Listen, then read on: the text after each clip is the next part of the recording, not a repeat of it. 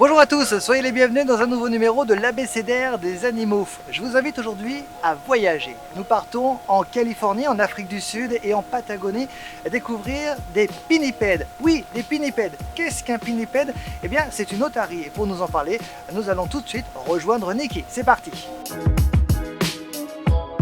Il existe 16 espèces d'otaries au monde. Si elles sont toutes différentes, elles ont malgré tout de nombreux points communs. Elles sont assez bruyantes. Elles peuvent être très bruyantes et elles s'expriment haut et fort dans la colonie. Allons découvrir cet animal intelligent, cet animal agile et arrêtons-nous aujourd'hui sur 3 espèces particulières, l'otarie de Californie, l'otarie de Patagonie et l'otarie d'Afrique du Sud. O comme otarie. Bonjour Niki. Bonjour Guillaume, Comment ça va? ça va très bien, merci. Merci de nous accueillir chez toi. On va découvrir durant cette émission 3 espèces d'otaries, à savoir l'otarie de Californie, de Patagonie et celle également d'Afrique du Sud. Et quelles sont les différences entre elles? Ok, alors je vais commencer avec les otaries de Californie. Eux, ils ont le museau très pointu. D'accord, Les otaries de Patagonie, ils ont le museau plat, d'accord, un peu écrasé. ok. Après, les otaries d'Afrique du Sud, ils ont le gros oreille, d'accord, Ok. et ils ont beaucoup de poils. D'accord. On va regarder ensemble, si tu le permets, la première question. Où vivent les otaries? Ok, alors pareil, on va commencer avec les otaries de Californie. Eux, ils habitent dans l'Amérique du Nord. D'accord, en Californie. En Californie, Par exemple. un peu partout, mais voilà, Amérique du Nord. Ok, Alors, les otaries de Patagonie, c'est l'Amérique du Sud. d'accord. OK? Et les otaries d'Afrique du Sud habitent En Afrique du Sud. Voilà, bien. Je suis bon aujourd'hui. Quelle taille et quel poids peuvent-elles avoir au maximum à l'âge adulte? OK, pareil, otaries de Californie. Ah, à chaque fois, c'est vraiment Ouais, différent. oui, parce qu'on D'accord. va commencer ici. Alors, les otaries de Californie, le mâle, il peut arriver jusqu'à 390 kilos Au maximum. au maximum. Oui. Et la femelle alors? Alors, 110 à peu près. Ah oui, quand même. Ah oui, il y a un véritable, ce que l'on appelle dans le jargon un dimorphisme sexuel, c'est-à-dire par rapport à la sexualité, donc mâle ou femelle, une grosse différence de taille, c'est ça? Oui, avec quasiment toutes les femelles et le mâle des otaries. D'accord, alors donc ça c'est pour les otaries de Californie, pour les autres? Comme je dis, c'est pareil pour toutes les espèces. La Patagonie, c'est environ 300-350 kilos pour le mâle et pour le femelle, 130-140. Alors vivent-elles en groupe ou vivent-elles Oui. seules? Non, ils aiment bien en groupe. Ils aiment bien quand ils dorment, ils aiment bien toucher. Et surtout pendant la période de reproduction, le mâle, il prend un harem. Alors, il prend beaucoup de filles. Mon Dieu, quelle chance! Voilà. Quand est-ce qu'ont lieu les périodes de reproduction? S'il y en a plusieurs dans l'année d'ailleurs, je ne sais pas. Alors, mai, juin, août, c'est dépend de l'espèce. Les otaries de Patagonie, un peu plus tard que les otaries de Californie. On va regarder tout de suite une nouvelle question. Pourquoi dit-on qu'elle aboie?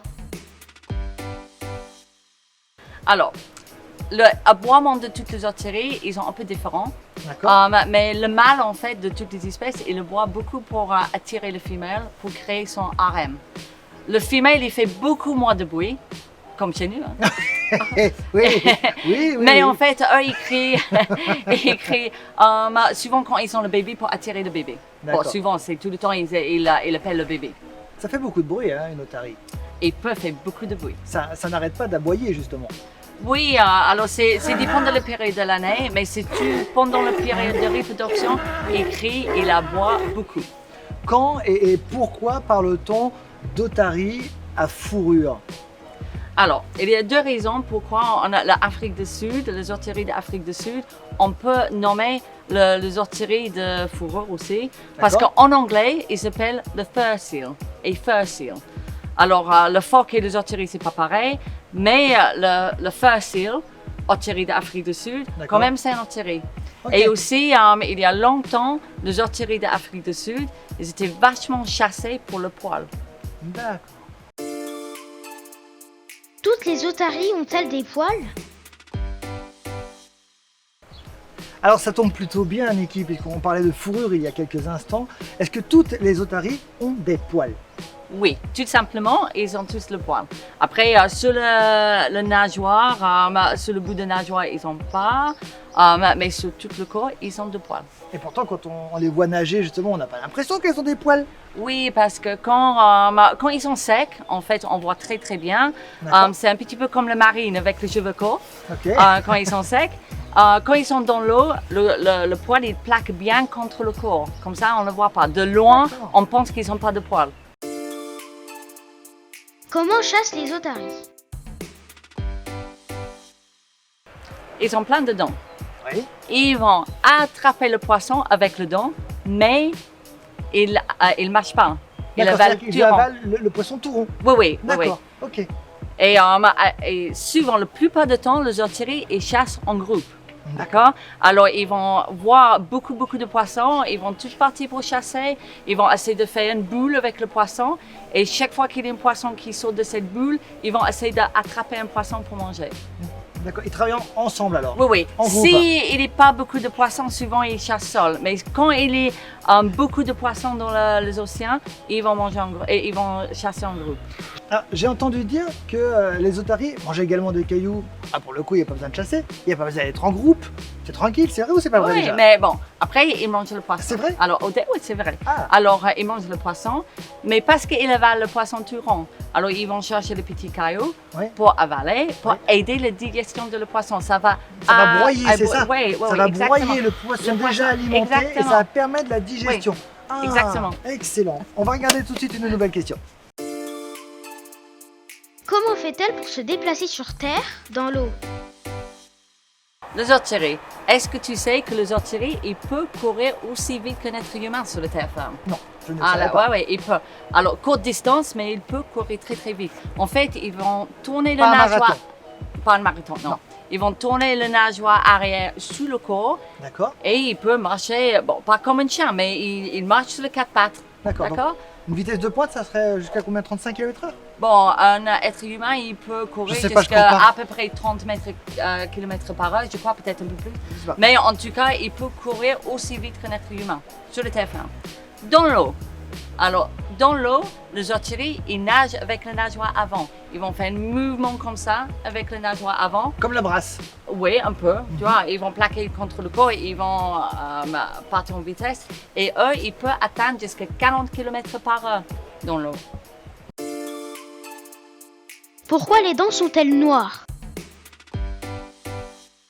Alors, c'est vrai, Elles vont pas chez le dentiste. si on a la chance d'approcher une otarie, Oui. et au même moment qu'on approche les otaries, ils braillent, on peut voir le dent. D'accord. Alors, on va remarquer que chez les adultes, les dents, ils sont jaunes, marron, noirs. En D'accord. fait, c'est une bactérie qui reste dans la bouche, qui couvre le dent, mais ça reste quand même dans l'intérieur de la bouche.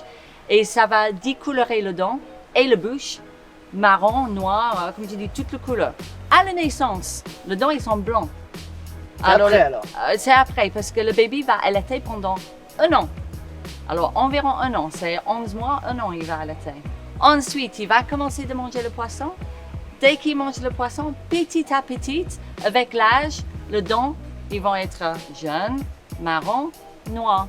D'accord? Donc, si vous voyez un jour ou l'autre des otaries de Californie, de Patagonie ou encore d'Afrique du Sud avec les dents colorées, ce ne sont pas des dents malades. C'est Non, normal. c'est une bactérie gentille qui reste dans la bouche, un peu comme la Actimel. Au moins, le message est passé. Merci beaucoup, Niki, pour toutes ces informations. De rien, un plaisir.